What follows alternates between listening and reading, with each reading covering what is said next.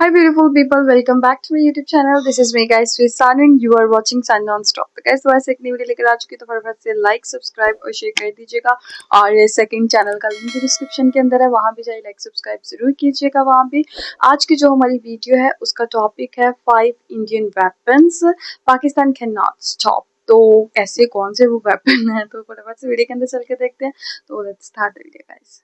आज मैं आपको 5 ऐसे हथियारों के बारे में बताऊंगा जो कि पाकिस्तान काउंटर नहीं कर सकता।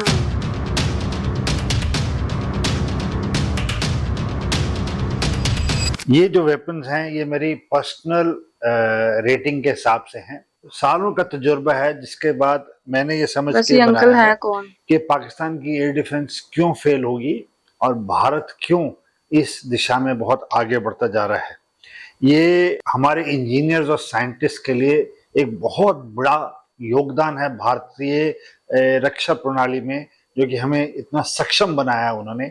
और मैं चाहता हूं कि ये जो भी साइंटिस्ट और इंजीनियर्स हमारे हैं भारत के, आप ये वीडियो उनके साथ शेयर कीजिए और उनको बताइए कि हम कैसे आगे बढ़ते जा रहे हैं और हमारे जो young budding engineers and scientist हैं उनको इससे प्रोत्साहन लेके और ऐसी क्षमता को बढ़ाने के लिए काम करना चाहिए। सबसे पहला जो वेपन है जिसके बारे में बताऊंगा वो है ब्रह्मोस ब्लॉक 3। कितना खतरनाक क्यों है? पूरी दुनिया में इस वक्त करीब 20 देश भारत को रिक्वेस्ट कर रहे हैं कि हमारे को ब्रह्मोस एक्सपोर्ट कर दे।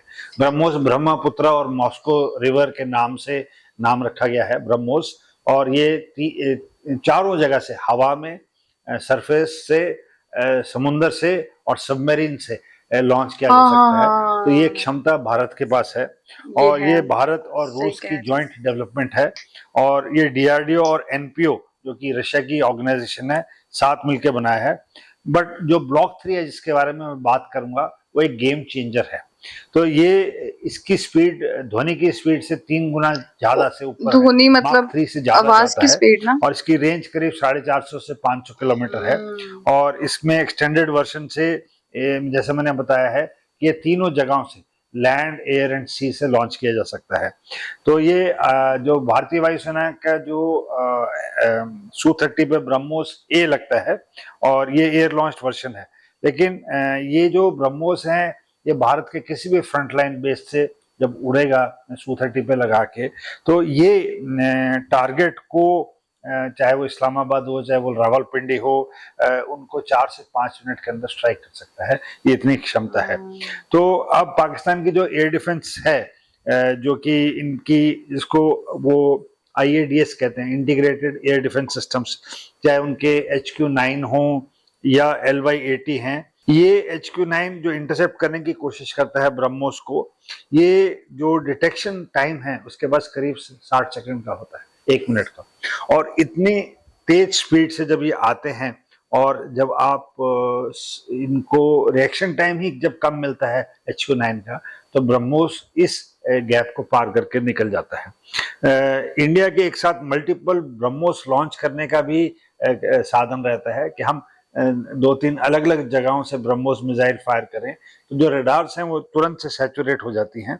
और आने वाला जो ब्रह्मोस NG है, जिसको नेक्स्ट जनरेशन बोलते हैं, BrahMos next generation, BrahMos NG, वो और भी सक्षम है। वो काफी लाइट है और वो मल्टीपल एयरक्राफ्ट के ऊपर यूज किया जा सकता है। और ये हमारी DRDO और बाकी साइंटिस्ट और इंजीनियर इस पे काम कर रहे हैं और हम काफी तरक्की कर चुके हैं।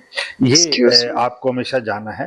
तो ये भारत, जो पाकिस्तान के IADS हैं, वो नियरली इनइफेक्टिव है ब्रह्मोस 3 के पास।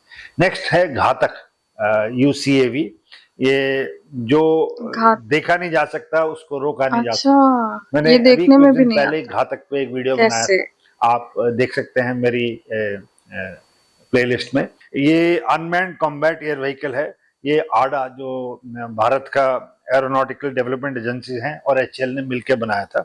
इसके अंदर मैंने आपको बताया था कि जो भारत का अपना खुद का निर्मित कावेरी इंजन है, जो उन्होंने LCA के लिए बनाने की कोशिश की थी, वो लगाया है। और इसकी जो शेप है वो एक B-2 बॉम्बर की तरह है। तो ये जो B-2 बॉम्बर है वो उस शेप का है इसके अंदर भारत का खुद का इंजन है और करीब 90% कंपोनेंट्स इसके अंदर इंडिजिनस है। तो ये जो क्षमता है भारत की, अपना खुद का 90% बनाया हुआ अनमैन्ड कॉम्बैट एयर व्हीकल, उसको अब ये लॉन्च करने वाले हैं। तो ये इसका इतना लो क्रॉस सेक्शन एरिया है कि ये डिटेक्ट नहीं होता, और आने अच्छा, वाली ये जनरेशन डिटेक्ट में नहीं जो होता। हम 6th वाह, जनरेशन मार जेट्स मोड़ के बनाएंगे, चला जाता उसके था अंदर कुछ। मैन अनमैन्ड जो कॉम्बैट सिस्टम होगा, उसके अंदर ये घातक हमारे घायल फाइटर्स के साथ सभी एस्कॉर्ट घातक है। करेंगे। तो ये कैपेबल है। और अगर मैं किसी भी हेवीली डिफेंडेड टारगेट पाकिस्तान में अगर भेजता हूँ घातक को, तो उसको इंटरसेप्ट करने की कोशिश करते हैं। तो पाकिस्तान के पास ऐसा कोई कंपैटिबल UCAV नहीं है।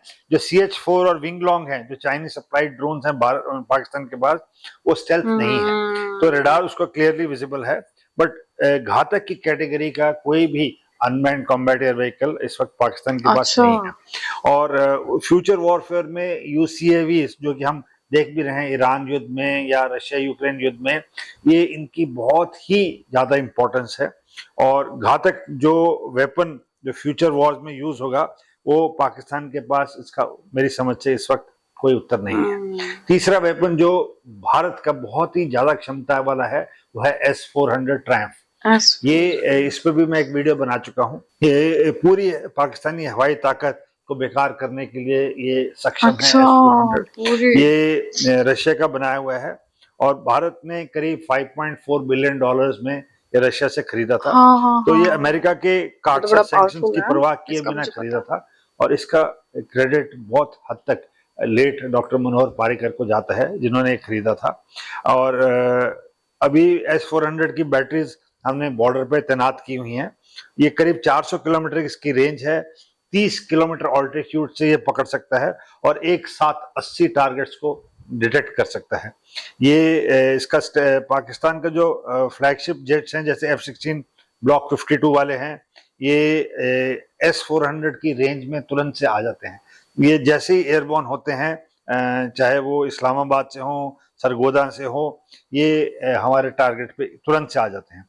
और जो JF-17 हैं पाकिस्तान के पास, जिनको वो थंडर कहते हैं, वो चाहे वो मिन्हास जो कामरा में है, या रफीकी जो शोरकोट में है, या शाहबाज जो जकावाबाद में है, ये सब के सब S-400 की रेंज में है। तो जब भी ये जहाज वहां से एयरबॉर्न होते हैं, हमारे यहाँ डिटेक्ट कर लिए जाते हैं। तो पाकिस्तान का जो अपना एयर डिफेंस है, जो HQ-9 है, वो S-400 का जवाब नहीं दे सकता है। तो ये एक सिंगल सिस्टम है जो पाकिस्तान की ऑफेंसिव कैपेबिलिटी को इरेलेवेंट बता दिया। और इसका सबसे अच्छा उदाहरण हमने देखा, ये ऑप्शन दूर। आइए एक ऐसे वेपन के बारे में बात करें जिसपे बहुत कम लोग बात करते हैं, और ये है अरिहांत क्लास का SLBM। अच्छा, मुझे इसका submarine ballistic nuclear weapon, SLBM। तो ये इंडिजिनस न्यूक्लियर बैलिस्टिक सबमरीन है भारत के पास, अरिहांत, जो कि इंडियन ओशन में कहीं पे भी जाते हुए समुद्र की सतह से 6000 मीटर नीचे, 6000 मीटर नीचे, करीब 20,000 फीट की गहराई में ये ऑपरेट कर सकती है। और ये जो K-15 सागरिका मिसाइल ले जाता है, ये उसके साथ, और जो K-4 मिसाइल हैं उसके साथ इंटीग्रेट होके ये भारत को बहुत क्षमता देती है। ये सेकंड स्ट्राइक कैपेबिलिटी है। अगर पाकिस्तान कभी भी इंडिया पे न्यूक्लियर स्ट्राइक करेगा, तो भारत इससे रिटेलिएट कर सकता है, क्योंकि अरिहांत जो अंडर वाटर है, पाकिस्तान उसको ढूंढ नहीं सकता, डिस्ट्रॉय नहीं कर सकता। और पाकिस्तान की न्यूक्लियर स्ट्रेटेजी फर्स्ट यूज पे बेस्ड है। मींस अगर युद्ध हुआ और अगर ये उन्होंने डिसाइड किया कि हम वेपन यूज करेंगे, तो उसको काउंटर करने के लिए भारत के पास अरिहांत है। और पाकिस्तान के पास सबमरीन बेस्ड न्यूक्लियर डेटरेंट नहीं है, तो उनके न्यूक्स लैंड पे रहते हैं। तो इंडिया की सर्वेलेंस में अरिहांत का पता लग नहीं सकता है। और जो भी रेंज है K-4 की, और नेवी इस वक्त K-4, K-5 और K-6 पे काम कर रही है, जो कि और लंबी मतलब अपग्रेडेड वर्जन पे काम स्टार्ट हो भी गया है। तो ये मेरी समझ में बचना मुश्किल है, बहुत बड़ी क्षमता देता है। और लास्ट जो इंडिजिनस मिसाइल जो सबसे आगे बढ़ चढ़ के आती है, मेरी समझ में नंबर 1 इस वक्त है, वो एस्त्रा BVR Mark 2 है। ये इंडिजिनस मिसाइल है जो हवाई युद्ध जिससे जीता जा सकता है तुरंत से। अस्त्रा मार्क 1 अल्फा ऑलरेडी आईएफ की सर्विस में है। ये Su-30 पे इंटीग्रेटेड है। रेंज करीब 70 से 80 किलोमीटर है। ये एक्टिव रडार होमिंग है। ये पहला भारत का इंडिजिनस बीवीआर मिसाइल है। लेकिन अस्त्रा मार्क 2 जो गेम चेंजर है, उसकी रेंज करीब 100 से 110 किलोमीटर है। इसके अंदर रैमजेट प्रोपल्शन है और ये पूरी फ्लाइट में पावर देती है, अनलाइक सॉलिड फ्यूल मिसाइल जो कोस्ट पे रहते हैं। इसका मतलब है जो लॉन्गर नो एस्केप जोन में रहती हैं और एक्टिव रडार होमिंग और इंडिजिनस है, ये सब कुछ इसमें स्वदेशी लगा हुआ है। अब सोचिए अगर स्ट्रेटेजिक डायमेंशन, पाकिस्तान की प्राइमरी बीवीआर मिसाइल जो कि AIM-120C है, एमरैम जो है, वो अमेरिका की सप्लाई है, उस पर डिपेंडेंट है। और अगर पाकिस्तान को एक्सटेंडेड कॉन्फ्लिक्ट में जाता है और अमेरिका सप्लाई रोक देती है तो उस पर काफी दिक्कत आएगी। और ये एग्जैक्टली 1999 कारगिल युद्ध में हुआ था, अमेरिका ने अपनी मिसाइल्स का रोक दिया।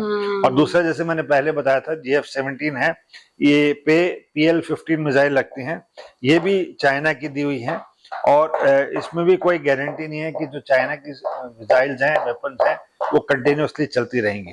तो एयर टू एयर कॉम्बैट में जो एक दूसरे की एयर स्पेस को कंट्रोल कर सकता है, वो ही युद्ध जीतता है। और मेरी समझ से जो एस्त्रा मार्क 2 का है, ये सिर्फ एक मिसाइल नहीं है, ये इंडिया की एक बीवीआर की सेल्फ रिलायंस है और ये कैपेबिलिटी पाकिस्तान को कोई भी चाइनीज या अमेरिकन वेपन से मैच करने की क्षमता नहीं देती है। और भारत इस वक्त एस्त्रा मार्क 3 पे भी काम कर रहा है और इसके ऊपर मैं आने वाले दिनों में कुछ और प्रोग्राम बनाऊंगा। तो अब एक सवाल जो डेफिनेटली पूछा जाएगा कि पाकिस्तान के बाद चाइना सब कुछ सप्लाई कर सकता है? नहीं। पहली बात, चाइना सब कुछ नहीं सप्लाई कर सकता। चाइना अपने बेस्ट वेपन पाकिस्तान को नहीं देता है। तो ये एक कंप्लीट डोमिनेंस सिनेरियो है, चाहे वो एयर में हो, लैंड पे हो, डिफेंस अम्ब्रेला में हो, अंडर सी भी हो।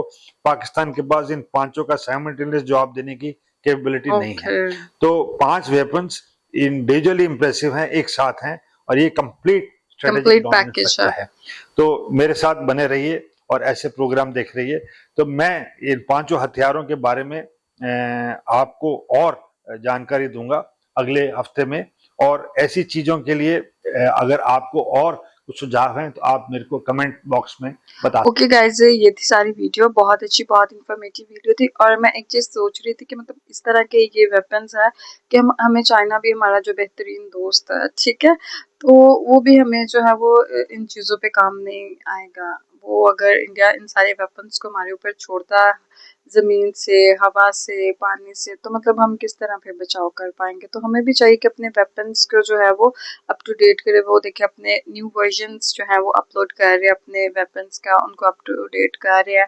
तो वाकई ये 5 वेपन्स जो है वो बहुत घायल हैं मगर घातक है। वो वाला हिसाब वो बहुत घातक वेपन्स है। तो गाइज, आप लोगों को आज की वीडियो कैसी लगी, do comment, like, subscribe and share कीजिए। चलेगा, इस आपको नेक्स्ट वीडियो के अंदर। Bye bye.